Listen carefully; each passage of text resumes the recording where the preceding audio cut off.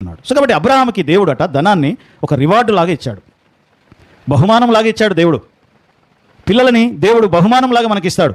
కుమారులు యెహోవా అనుగ్రహించు స్వాస్యము 127వ కీర్తనలో మనం చూస్తాము. పిల్లలు యెహోవా అనుగ్రహించే స్వాస్యములాగా దేవుడు ఇస్తాడు. అయితే ఎందుకు ఇస్తాడు ఇవి అంటే, ఒకటి దేవుని యొక్క వాక్యము ధ్యానించడానికి, సువార్తకి పనిముట్లుగా దేవుడు మనకు ధనం ఇస్తాడు. నీకు ఇచ్చే ధనము నువ్వు తిని తాగి సుఖించి అని జీవితంలో ఎంజాయ్ చేయడానికి కాదంట. ఒకటి దేనికంట, దేవుని మహిమ కొరకు నీ ధనము వాడబడాలి. హల్లెలూయా. దేవుని సువార్త వ్యాప్తి కోసం నీ ధనము వాడబడాలి.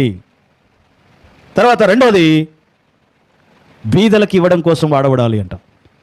నీ గుప్పిలు విప్పాల్సిన సమయం వచ్చినప్పుడు విప్పకుండా గుంజుకోవద్దు.